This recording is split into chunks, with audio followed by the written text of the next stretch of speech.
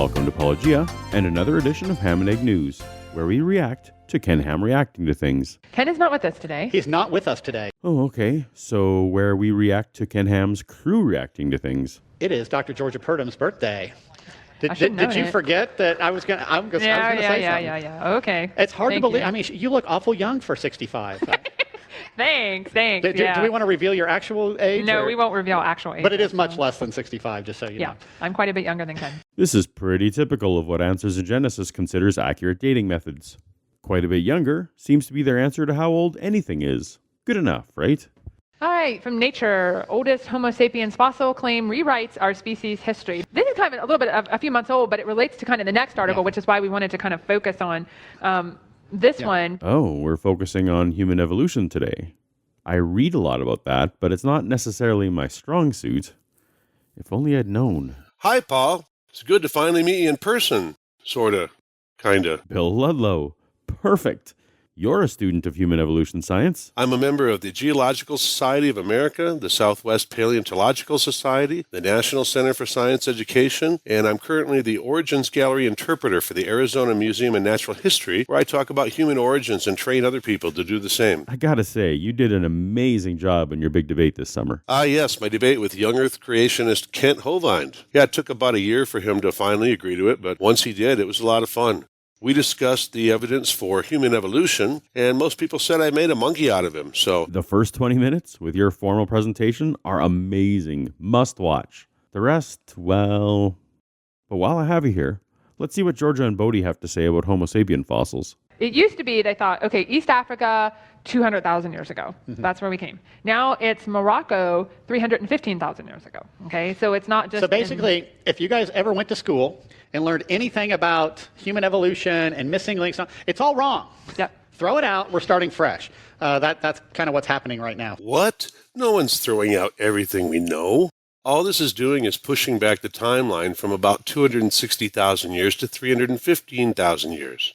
Why do creationists do this? Dating methods. Mm-hmm. Do they ever question? I've read these things for years. Right. Never do they say, well, you know what, maybe the dating method isn't quite right. The irony here is if this guy had actually been following this and had actually been reading about it, he would know that these fossils were previously dated at 160,000 years old. They were found in the 1960s. From the paper that these guys are citing that they probably didn't read, it says right here, in addition, the team was able to recalculate a direct age of the Jebel Irhoud 3 mandible found in the 60s. This mandible had previously been dated to 160,000 years ago by a special electron spin resonance dating method. Using new measures of radioactivity of the sediments, and as a result of improvements in the method, this fossil's newly calculated age is in agreement with the thermoluminescence ages and much older than previously realized. We employed state-of-the-art dating methods and adopted the most conservative approaches to accurately determine the age of the fossils at Irhoud. So in other words, it was questioned. You just haven't studied this at all. And so boom, all of a sudden now they push it back to 315,000. And in a different location. Because so now they're saying, well, maybe they evolved across the continent, not just in a certain area. Yes, while the population that left Africa was thought to be from one certain area, Homo sapiens existed across the continent.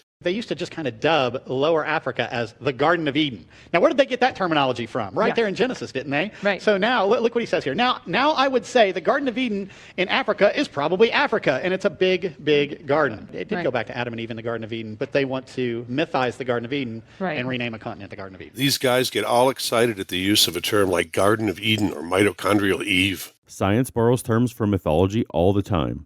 Flora from the Roman goddess of flowers, the Achilles tendon from Homer's Iliad, and massive planet Jupiter after the king of the Roman gods. Should we lend extra credence to these particular myths just because scientists give them an homage? In 2004, a genus of bacteria was named Midichlorians after the force-enabling symbiotes introduced in The Phantom Menace. But that doesn't make Star Wars fans accept them as movie canon. And so it really leads into this next article, which was just recently published, says, from New Scientist, Who Are You? How the Story of Human Origins is Being Rewritten. I don't know if you realize this happens all the time. All the time. And, I see these types of things happen. And, we've talked with, some leading anatomists. Dr. David Menton, is a good friend of ours. And he has a DVD called 3 Ways to Make an Ape Man. He really looks at the different types of alleged ape men that are floating around out there because, they could all be categorized into one of 3 groups. They're either a human that has been made to look like an ape that has been made to look like a human, or it's a junk category where you take bones of both and try to put them together. All humans are apes. No one's trying to take bones of both and put them together. No one's trying to categorize them as ape humans or human apes. Bodie's phrase, made to look like, is actually quite an accusation if merely allowed to hang without clarification. He's accusing them of intellectual and academic dishonesty. Perhaps he's referring to extrapolated imagery, or perhaps the set dressing within a natural history museum, but he's allowing his audience to think that he means forgery, of tampering with the bones. Bodie, if you have evidence for this kind of intellectual dishonesty, present it. Otherwise, retract and apologize. Both of these DVDs are phenomenal when you take a look at the subject of missing links. Of course you do. You're a creationism salesman, and those are creationism videos for sale by your organization. It starts out this way, once upon a time. And I highlighted that, actually. How fitting, once upon a time. It's because it's a story, so they talk about... Once upon a time, in the beginning. Yeah, I see you have a point here about stories. What used to be taught, 6 million years ago is when we sort of started to diverge from our common ancestor with the chimps. And then 4 million years ago, you've got Lucy and the bipedal apes. And then you get to Homo erectus and Neanderthals and human beings. That's how the story used to go. And that's how the story still goes. But what they found in the early 2000s when they started doing this was that there were a lot of differences between human and chimp DNA. I mean, millions and millions of differences. Well, good. We'd expect that. We didn't evolve from chimps. We know you know this because just a few months ago, the Answers in Genesis website published this article, which correctly states, current evolutionary literature identifies the chimpanzee as the closest living relative of humans, and evolutionists place the split between these two lineages from a common ape-like ancestor, not a chimpanzee, about 3 million to 13 million years ago.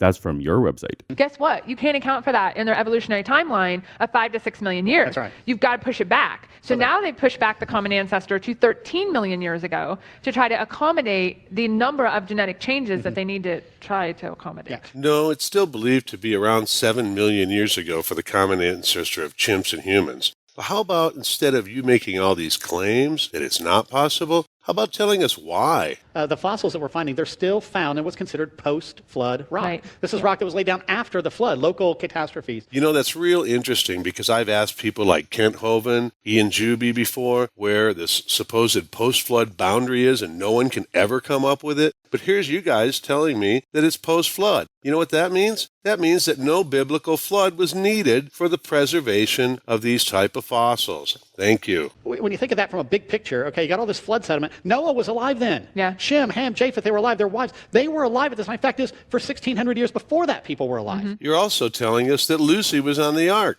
Thanks for clearing this up. It really gets me when I step back and think about this because they're looking in post-flood rock after people already existed, and they're trying to say, hey, look, ancestors of people. The reason it doesn't make sense to you is your whole worldview doesn't make sense. It's based on a myth. Well, let me do an analogy. Let's say somebody went to Mount St. Helens and they started digging in there and they happened to find, like a human fossil because there were some people who died in there. Right. And let's say they say, oh, wow, look at this. We found this fossil. This thing is 13 million years old. This is an ancestor to people. It would shock you. And it would shock me that anyone would think your analogy would make sense since no modern eruption, including humans, that would be found at Mount St. Helen would be dated at 13 million years old. Because that was a catastrophe that happened in 1980, 1982, went off again. It would just be crazy to think that. When we look at this stuff, we're looking at flood rock and we're looking at post-flood rock. You're also forgetting that you believe people were around before the flood. They found Artie, and Artie seemed to be more chimp-like than they thought, and still lived in the forest. So maybe they got the 2 legs before they left the forest. I mean, you can just tell they're just making stuff up as they go along because they have no clue. No, there's pollen evidence in the fossil layers where the Ardipithecus was found that tell us that they lived in a forest environment. And also we know they were bipedal. No one's making anything up. We're just adding to our database of knowledge. Just down from that Berger, who's a famous a paleontologist, said, we were trying to tell the story too early on too little evidence.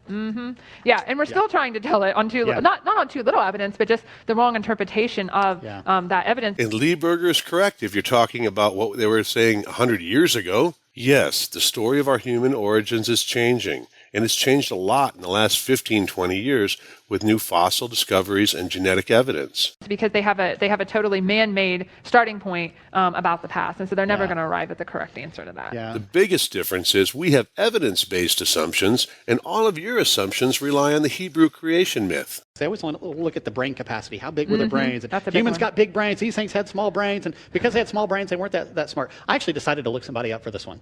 I looked up, there's a lady named Bridget Jordan. And she is one of the shortest people in the world. Very tiny little girl. 27 inches tall is what I wrote down here. And guess what? She's brilliant. That's because we're talking about average cranial capacity for species. We're not talking about individual cranial capacities. She can dance. She was a cheerleader. She's going to college. And here she is with a very tiny brain that's much smaller than anything the apes probably would have had. Yeah. And here she is brilliant. It frustrates me when people think brain size equates to that. You might also want to Google encephalization. It's the ratio of the size of the brain to the mass of the body, not just the size of the brain. So the next one, again, kind of related, nitty-gritty of Homo Naledi's diet revealed in its teeth. Okay, so Homo Naledi is some fossils that have been Look at those found. teeth. We don't really believe them to be, the characteristics seem to be more in tune with some sort of chimp creature, or ape-like creature, not really human. Actually, from the waist up, they look like Australopithecines with smaller head, narrow shoulders, longer arms, and curved fingers. And from the waist down, they were fully bipedal, like early humans. There's nothing chimp-like about them at all. In fact, as the subtitle says, lots of chipped enamel suggests the food of the ancient human-like species came a la dirt.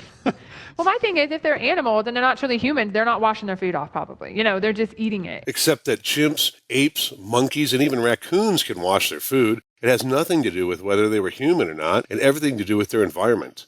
If they compare it to primates today, they're actually very similar to baboons, which would indicate, once again, Homo naledi is not any sort of human-like creature. It is truly an ape. Not at all. It indicates that Homo naledi probably occupied a similar ecological niche to the baboons today. We know the interesting thing, if you look at people's teeth today, you go talk to an experienced dentist, you know what, they're going to see all sorts of problems. The difference is we fix it today. Right.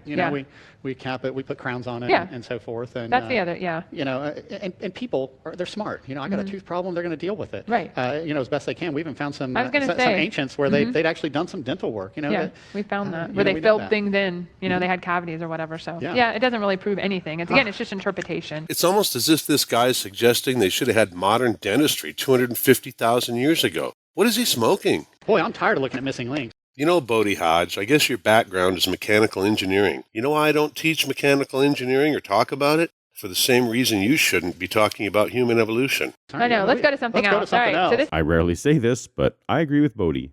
Let's look at something else. You may recall the ham and egg episode called Cursing and Birth Control, The Worst Sins. The one with the adorable swearing expert promoting macaroni and cheese? Well, at the end of the episode was a story about an extraordinarily preserved nodosaur found in the province where I happen to live. Well, that exact specimen is now on display at the Royal Tyrrell Museum in Drumheller. So this weekend I decided to pack up my kids and complete my Answers News summer tour. I was disappointed to have found the specimen behind glass, which really hampered my ability to see the vibrant colors or to get great photos, but that didn't matter. It was well worth the drive. The armor is truly impressive. Plus, as part of the exhibit, they've reworked a lot of the museum, including the Evidence for Evolution section, redressing the dinosaur death pose specimens, and providing some very clear labeling that helped me have some great conversations with my kids about evolution. But for me, the best part of that museum is always Black Beauty, among the most complete T-Rex skeletons ever found, and notable for its natural shiny black sheen because of the manganese in the minerals that replace the bone in the permineralization process. It's just stunning. I don't care where you live, it's worth the plane ticket. A huge contrast to my experience at Ken Ham's Creation Museum. Well, thanks for having me on the show, Paul. If you're ever down in this area, come see me at the Arizona Museum of Natural History. I volunteer down there on weekdays a lot from about 11 to 2.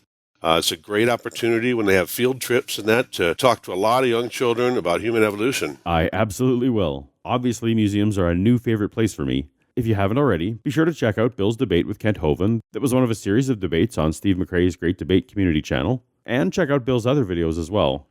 And if for some reason you haven't already, please subscribe to this channel so that you can be notified when we post new reaction or science videos.